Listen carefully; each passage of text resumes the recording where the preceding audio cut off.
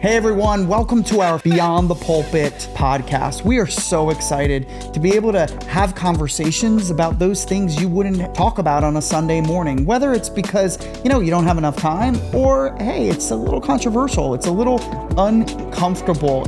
We're here with pastors Todd and Nicole Cruz. Not only are they friends of Life Church, family, friends of ours, but they have been on an adoption journey, and we're excited to hear more about that. But before we get into that, we just want to welcome you to Beyond the Pulpit. Maybe tell us a little bit about yourselves, a little bit about your marriage, whatever you want to do. Listen, the whole thing about Beyond the Pulpit is having real conversations with real people about things that you normally don't get to talk about on a Sunday. So, hey, we got tissues, we think, and just be vulnerable. Tell us a little bit about yourselves. Totally. Well, thank you guys for having us. We're pumped to be here and obviously love Life Church and love you guys and just excited about the future of the church and everything that's happening in Pennsylvania and beyond, and pumped about this podcast. I think it's a brilliant idea to have these type of conversations, and we're just inspired to be here and have a front row seat. But yeah, we've been married for almost 15 years. 15 years. Coming up on the 15 milestone this December. So we got to plan something big. You need to plan something. Yeah, we need to go big.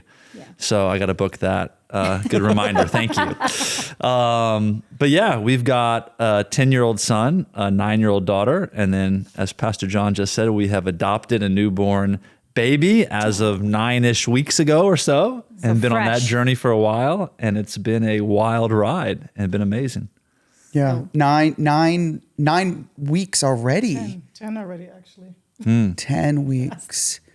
Are you able to share her name or not? Yep. Yeah, absolutely. Her name's Kaylani. Kaylani. It's a beautiful name. And we were with an adoption agency that worked with about 8 different states here in the Northeast. So we didn't know what state, what gender, what race, what situation.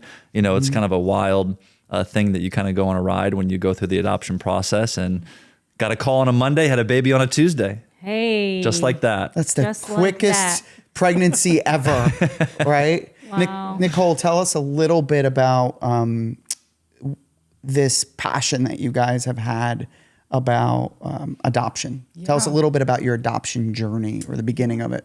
It actually started early on. I remember even as a child, my mom kind of had, how we have like compassion on different agencies, organizations that would help children in need. And I remember early on, like, wow, that was a seed planted when I was a child.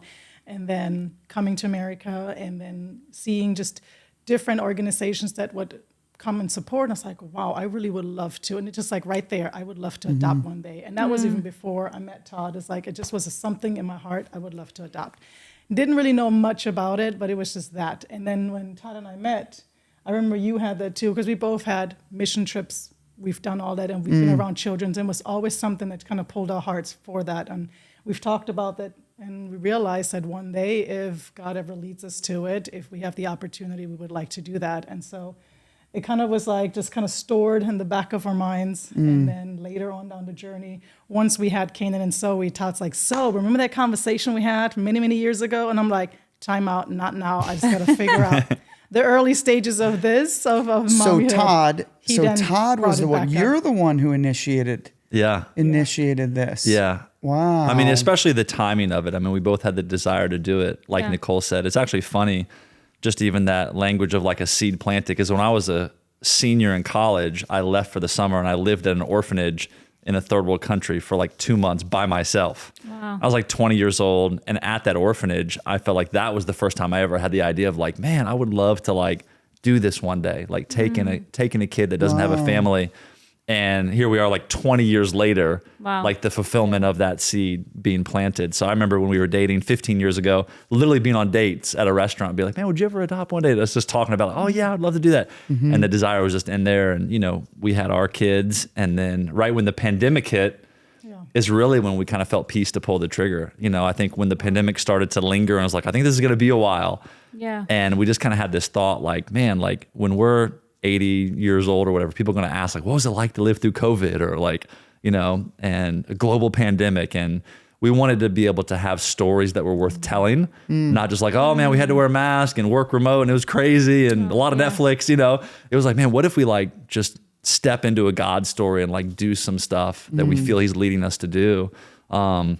So that's when we really started pursuing the application, the paperwork, the process, the agency was right kind of at the onset of the pandemic, having no idea that it would take as long as it did. Yeah. But that's when like the journey officially began for us as far as pursuing it.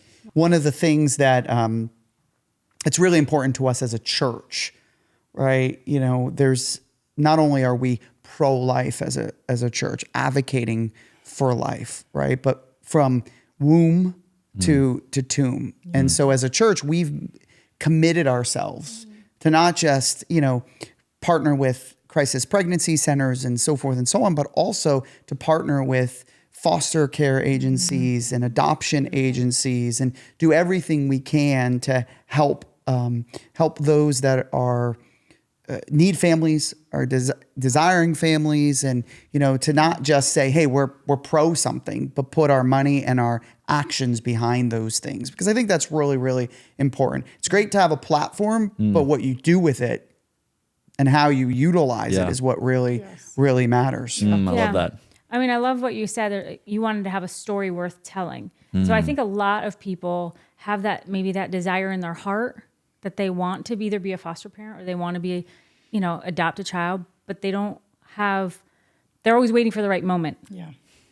And you guys just, you know, Todd, you initiated that, but can you speak to that a little bit? You know, can you just kind of dispel maybe some fears people have, or just, you know, kind of speak to that, like talk to the people who are, they have the desire in their heart and they're just, what do they do next? Yeah. You know, like what should they do practically? Because you could talk about it for years. Yeah. You could talk about it and talk about it, that the desire's there, but it's like, hey, then what do you do after you get the desire? Like give them practical, like what to do next. It's one thing to have the desire, but then it's also looking for people that have experienced it. So we are always big on mentorship and finding people that can speak into it, that have experience. And that was some of the things we realized that our world already consisted of. I mean, we've had many friends that are adoptees themselves, or they have adopted. And so that was a wealth of knowledge right there. And we're just asking questions because you don't know where to start, because unfortunately, you know, are areas where you don't know, is this the right agency? Can we trust it? Is this the right source? So it is helpful to have trusted friends and people that can guide you in the right direction. So we kind of started there, and that helped because there are a lot of myths out there. There are a lot of stories that didn't go so well. So you kind of want to have guidance in that area to make sure you're not getting scammed, right? You're ending up with the right agency, with the right heart, kind of with the similar values. And then make sure God's in it too for us. Obviously, it was important. Yeah. And I love that question too, because, you know, after we adopted, I got a phone call from somebody that honestly I haven't spoken to much in the last like 10 years that had adopted as well, you know, back when we used to live in Brooklyn, and we had like a front row seat to their adoption journey. They had this little boy from Ethiopia that was placed in their family, and it was just an incredible God story. And they called us to congratulate us when it happened. And it was a great talk, and we were catching up. And I'll never forget what the wife said as I get ready to hang up. She goes, so many people consider adoption, but very few people actually do it. Thank you for doing it. You know, that's really good. And that has nothing to do with like, oh, we're heroes or anything like that. But it's true, because the amount of people that say like, oh, I would consider this, and the amount of people that actually do it, there's a great gap between those people. And if I'm honest, I think a lot of it is fear and a lot of it is finance. Those are two of the biggest hurdles, I think, for people to jump over, is like, I don't know how this is going to disrupt my family dynamic, or what are people going to think, or is this going to be too hard, or what's the kid going to be like, you know, that type of fear. And then it's a very expensive process, you know?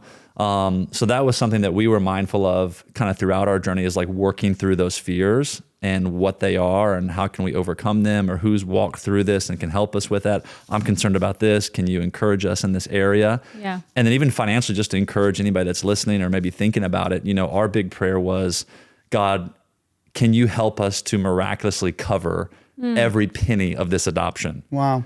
We had that specific prayer. Even you're talking like $40,000, $50,000 numbers sometimes.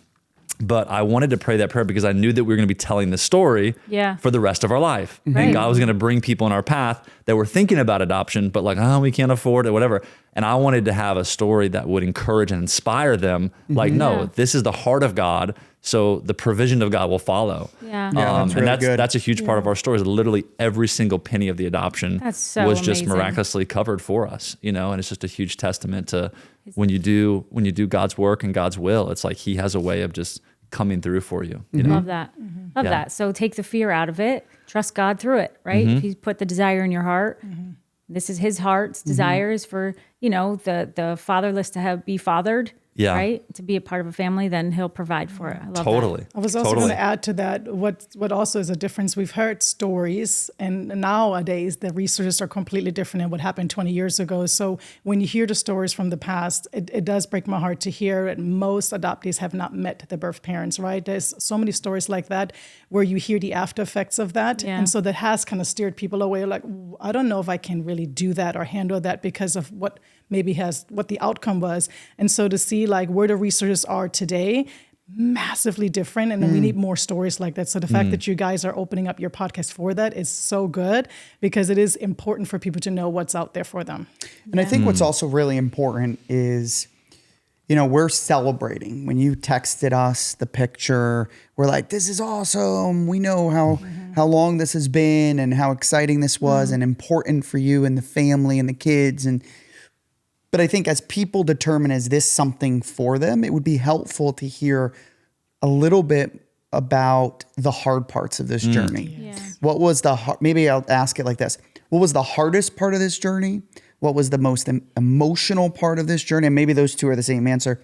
And then maybe what was the greatest part of this journey other than getting the baby, right? Yeah. What was like a great lesson learned? And maybe include the kids in that. Like, what did the kids learn through this process? Yeah, I mean, for me, the hardest part was the waiting. I mean, I'm naturally a pretty impatient person, so that was hard. I know for someone me. like that. Yeah.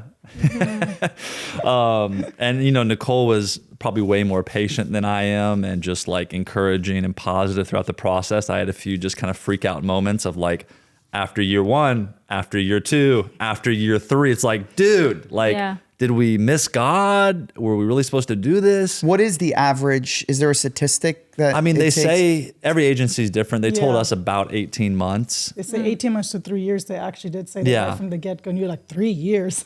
Me being the optimistic one, I was like, 6 months. I mean, this is full of faith, buddy. Here we go. Yes. We're good. So that was discouraging, that delay. Because, we're getting older, the kids are getting older. It's hard to plan. It's so uncertain. It's like, when you're pregnant, okay, 9-month runway. When you're adopting, it's like, you could get a call at any point, so it's kind of anxiety producing, like even at the beginning, it was like, all right, let's plan this trip. Let's book this thing. But maybe. And then it's like, well, all right, we got to just live our life. But at the same time, you want to stay ready, So I found the delay pretty discouraging and frustrating at times. And then I think it just goes back to, all right, did God call us to this? And if He did, then His timing is going to work itself out, So just, I think what was massive is we basically said the same prayer every day for about 3 years. I mean, every night before bed with the kids, sometimes before the meals, it was, God, we pray for the perfect timing, perfect health, and perfect fit for our family. I mean, every day we prayed those things. And it almost say it again. Perfect timing, perfect health, and perfect fit for our family. Really good. Yeah. And it almost felt weird sometimes praying it, using the word perfect, because it was like, nothing is perfect, but we just felt that to pray Perfect that. for you guys. Yeah, right. And the kids would pray that, and we would pray that. And now that things have happened the way that they've happened, like our child, Kaylani, literally perfect health, felt like it was the perfect timing, and it feels like the perfect fit, like for our family. It's just amazing to see that answer to prayer, because we had a lot of situations in between that were not perfect in any of those categories, and they felt very chaotic and not in line with what we were believing for, So I'm sure you have a list of things that were hard, but the delay was tough. The delay, I think for me, it was preparation. I think God knows the timing. I think we were in different seasons, and we were matched actually a year prior, and I almost had a nervous breakdown. And while you're excited to be matched, but our season wasn't matching, there's like, how are we going to do this? How are we going to provide? So I think in that matter, I always saw kind of the God nugget in there, like, it's just not the right time. For me, it was more the emotional side of it, because from a mom to mom, every time when I think about the birth mom, my heart aches, because I can't put myself in her shoes, because I don't know what that feels like, but from a mother's heart to mother's heart. And I just always envision, like, what will that moment look like when we have this encounter and we're together and I'm holding the babe. So those were the moments that would always get me, and the stories too. I'm getting emotional. The stories to tell because for me, my job now is to honor the birth mom. Because to me, I have so much respect for her. It's such a brave move. There was many other options nowadays. I was just going to say, she had another option. She chose to still give birth. To me, it's like, wow, that is very bold, especially given the situation. And we're always very private with her situation because that's her story to tell, not ours for her. But my heart was always like, wow, I'm like so honored that you chose this route and you chose us because of, and so my goal is as well to let Kaylani know you were loved by your birth mom, by us, and by Jesus. Like, you were loved triple, like in many different ways, even with the whole village and the community. And so my prayer is always for her right now that she knows you are dearly loved. And so, I pray that over the years, as they go by and as the story will become more clear, and that we get to honor that. But that was mainly probably what I carried, and kind of was a little like nervous about this moment of what that would feel like. But God's been good. I think it's also just important to note that, adoption is always born from a place of tragedy, from a place of brokenness, from a place of dysfunction and hurt, always. So it's different than when you're walking around with a 7-month belly and it's like, congratulations. Like when you tell people you're adopting, it's not always the same reaction. It can sometimes even be a little bit awkward. Interesting. And I think it's because it's always born from a place of tragedy, So I think that adoption is not necessarily the original design of God, but it's the heart of God, if that makes sense. So you see his hand at work within it, but you are absolutely going to deal with a level of brokenness and emotion and struggle and all kinds of dynamics as you're walking through it. That is tough, and I think that's probably one of the surprising parts of the journey is just how emotionally draining it was to like walk through all of that, worry, fear, doubt, all of the disruption of it is really tricky, and somebody that was an adoptive parent encouraged us throughout the journey. And you hear crazy stories. That's the cool thing. Like any community, now we're in the adoptive community. So you get different people coming up to you like, oh yeah, we've adopted it, all that. And you hear all these stories and like, they're always wild, right? And they're always a bit chaotic. Yeah. Like, oh, and one adoptive parent said to us in the middle of one of our really like kind of just low moments, they said, you always need to remember this. It's war, but it's worth it. That's really good. And it just stuck with us. And it was like, wow, that's so true. And we're just holding on to that worth it part in the midst of the war of going through all this stuff. Piggybacking on this, another thing that's difficult, and it's sometimes I think this is an opportunity to kind of re-educate people as well, because people be like, oh, the child is so blessed and lucky. Oh, you guys are heroes.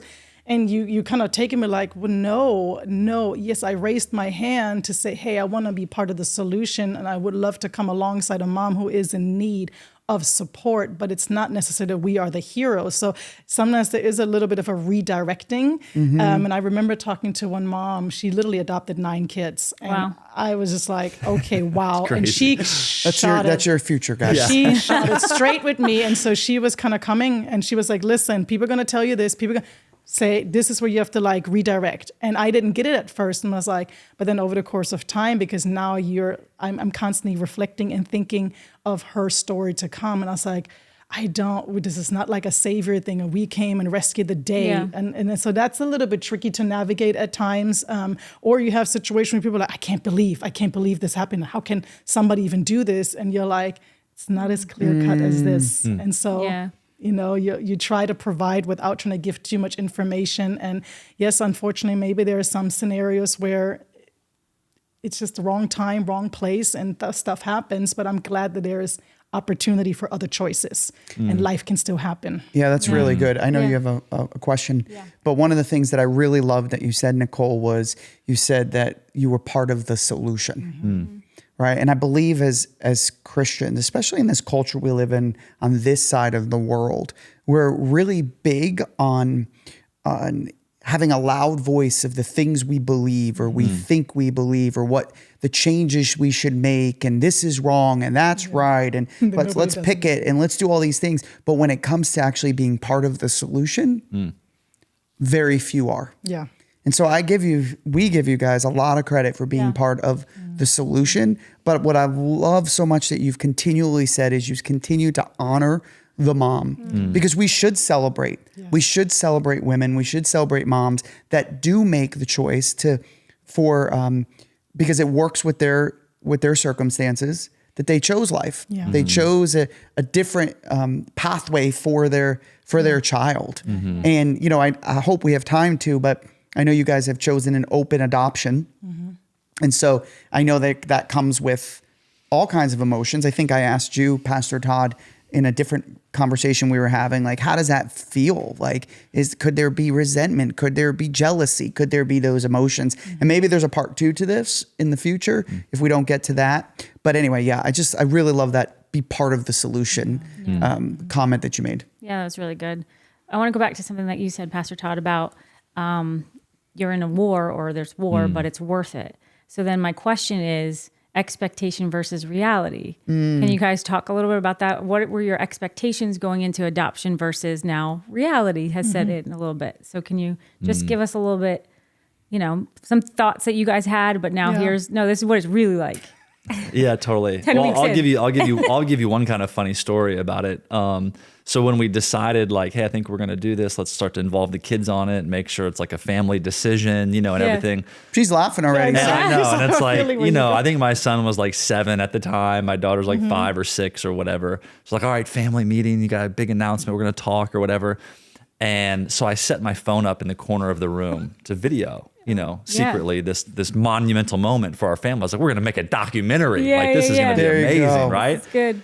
So, Netflix special. Yeah, Netflix special. So I'm telling the kids, and I'm like, okay, so do you guys know what adoption is? Yeah, I think we read a book on it. Yeah.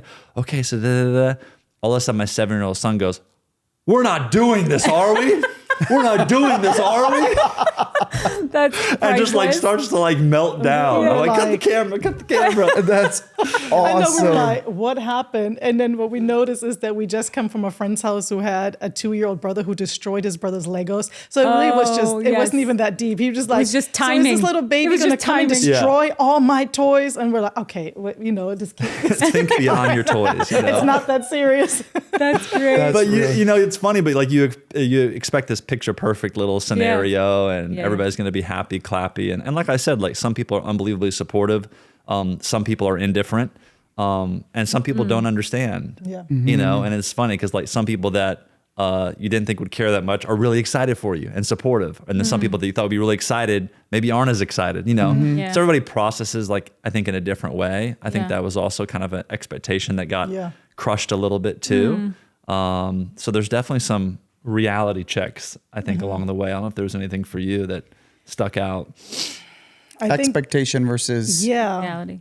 I mean, obviously for me, I was expecting that it would happen locally because I think that I was afraid of or concerned of how long or what else is going to come with it, right? I felt like if it's further away, it's just going to add more complexity to the situation. Could it be anywhere in the country this could have happened? Anywhere in the Northeast. In the Northeast. So that's the agency. Yeah. Got it. But I mean, it could go as far as Virginia was the furthest, I believe. Right. And so, that will make it a little bit difficult if you have like an open adoption visitation, and then every state has different rules and regulations of when and how, and there's an interstate that gets involved. So when we obviously got picked and it was in Delaware, and I had to refresh my memory. Okay, what are all the rules and regulations for the state? And, once we got there, we couldn't leave the state until we got clearance. And so every day I'm like, I'm going home today. And it's like, not yet. We haven't heard anything. And it's inching towards the weekend. And I'm like, we're surely getting home on Friday. And it's Saturday. And I'm like, well, offices are closed. So, and then I think Monday was a holiday. My gosh. Yeah, I'm definitely here till Tuesday. I'm Tuesday for sure, right? In a hotel or something? In a hotel. Yeah. So when I first called you, I was in the hotel. Even that, oh, that's right. And even that, it's like the expectations, like you come home and no, you're in a hotel. And even all of that worked out perfectly the way it needed to be. And that was the reality. And, we didn't miss a beat and it was fine. And how many days was it though? I ended up being there for 9 or 10 days. Oh, yeah. And we finally got to go home. Yeah. Is that a Delaware rule or was that like a New Jersey rule because you were taking her to New Jersey? Yeah, no, that is it's an interstate rule, so it's because it's New Jersey and Delaware. So depending on where you go, there's both states that are involved, and they just want to make sure that everything is up to par and done correctly, and we're not over here doing shady business. I think one expectation versus reality on the positive side was how supportive everyone was. Yes. I think everybody's excited about kids and new kids and birth. and families growing. But there was something different about like an adoptive child coming into the home than our biological kids. Like the level of excitement and support. I think so many people were just on the journey with us for the last 3 years. Like they were just elated that it had happened. Yeah, promise fulfilled. Prophecy fulfilled. They had been praying, or maybe they donated towards the adoption or whatever it was. So it really does feel like a village.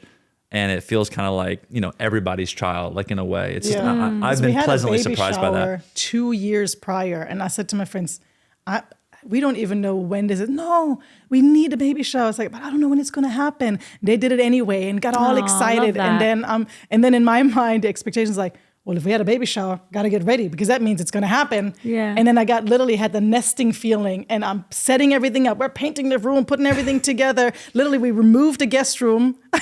We didn't get to use a guest room for 2 years because now there was a nursery, and then we kind of crammed the little desk in there to have part-time office.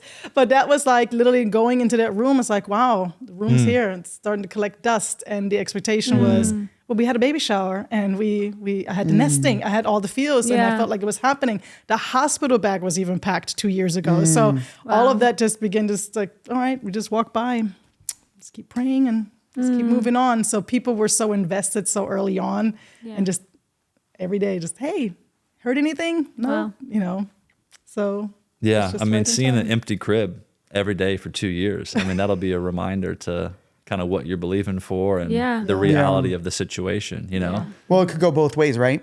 It could be discouraging, right? Yeah. A promise not fulfilled. Yeah.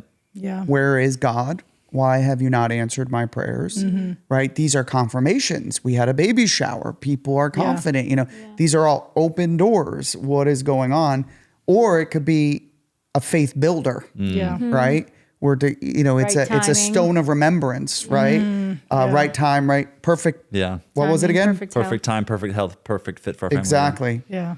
So what was, if you can describe for those watching and listening, how has your family dynamics changed? And don't sugarcoat it, because I think what's really, really important is for people who are considering this to really understand it. Yeah. Right? We were talking about way before we filmed, we were in another building, we were talking about going from 2 kids to 3 kids almost broke us. Almost broke us. Like people were saying that goes from 1 to 2, it's hard. That was easy for us. But going to 3, we're like, So tell us like the real behind, pull the curtain back a little bit. Yeah. In the Cruz house, you guys are always so polished and you communicate great and always look good and always styling. Got good food on the table. You're making bread, on Instagram, and your hair is always looking good, But what is really happening, how's your dynamics changed? I think for me, one of my biggest fears was the age gap, between our 2 kids and the baby that was coming in the house. And I had that fear 3 years ago.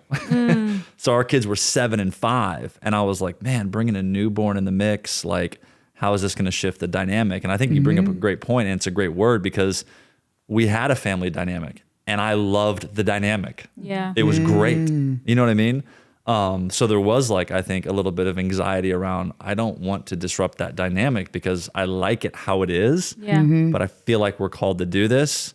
Is it worth the risk? So I remember talking to another adoptive dad. He adopted a newborn and his kids were about the same age as our kids. So he really kind of encouraged me through that. He said, the cool thing you're going to see is your older kids, their leadership is going to kind of rise to the occasion with the little one in the house. I think that we've seen that, which has been really neat, like the kids feeding the baby or holding the baby and stuff like that. Yeah.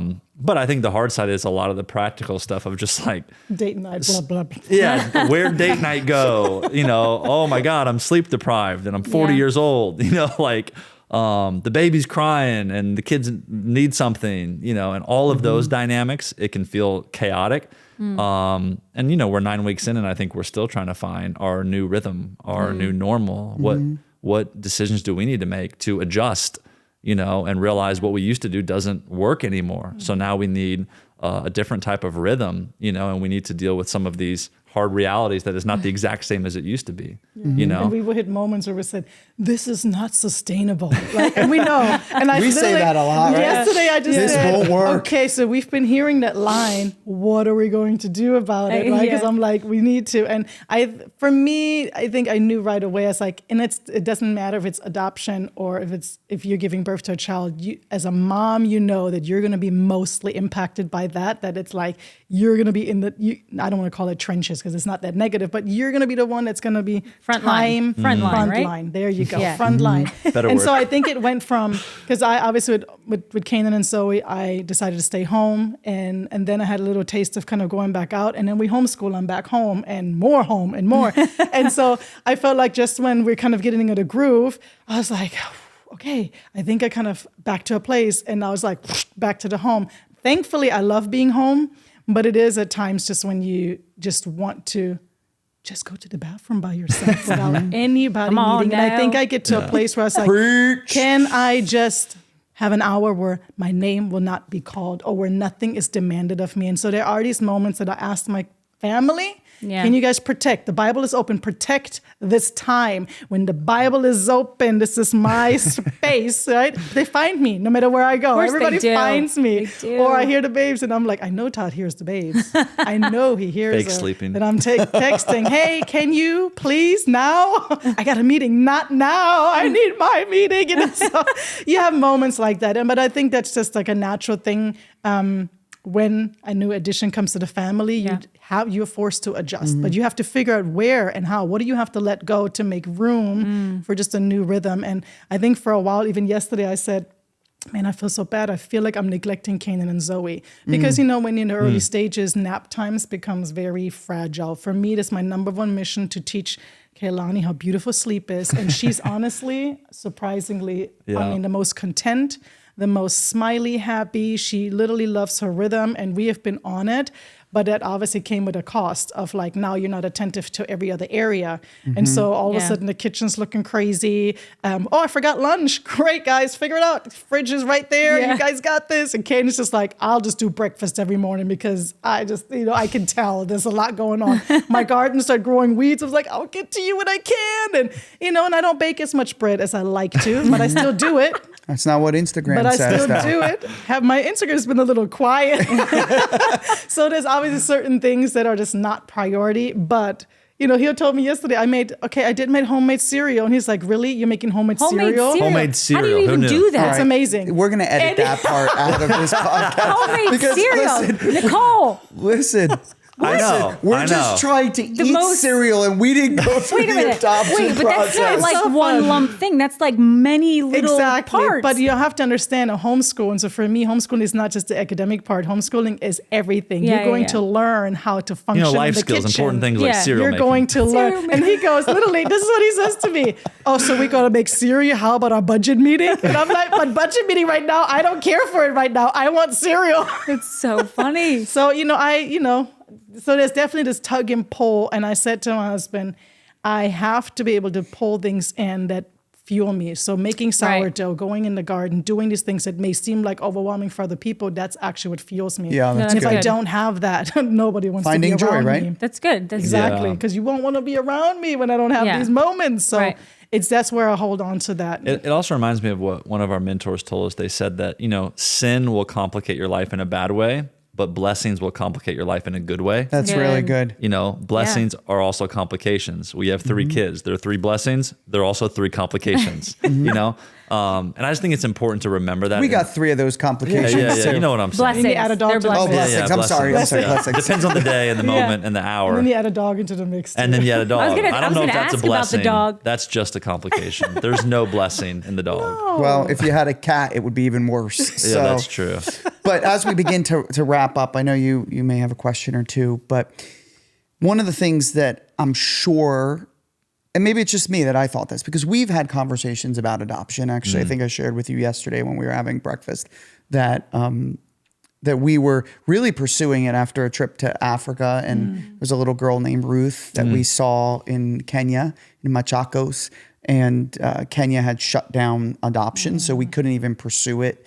And so we had talked about that. And one of the things that because I'm just, maybe this is just me, is like, does it feel different, right? Do you love them? I'm just being honest. Like, we're going to end with a really, deep thing. How do you love a baby or a child that's doesn't have your DNA? Have you felt, was it like this kind of like, nope, doesn't feel any different? How have you guys processed through that? Yeah. I mean, we're 9 weeks in, so ask us again in 9 years. But, I think my mentality is it honestly doesn't feel that different. I think that with adoption, there's so many things, scripturally, right? Like God places the lonely in families and he takes care of the fatherless. And, some people even come from the school of thought, like, Mary and Joseph adopted Jesus. Jesus was adopted, right?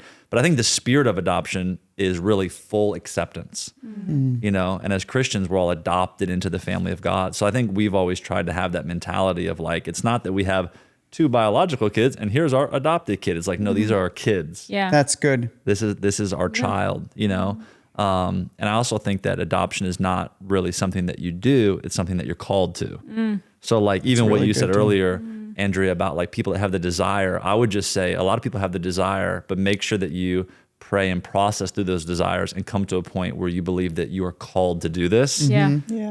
Because I think it's out of that calling, there's just that grace of accepting, where it just starts to feel like, man, this is our child, Yeah. and there's a legality to adoption, which can be awkward too and make things feel very transactional. And all of a sudden there's paperwork and finances and court dates and all things like that.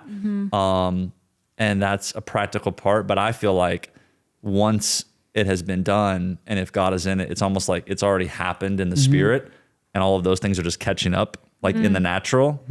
So, I mean, I feel like Kaylani is our daughter, I'm sure we will go through difficulties and dynamics and questions and discussions and things that will be hard, and will be different, than our other 2 kids.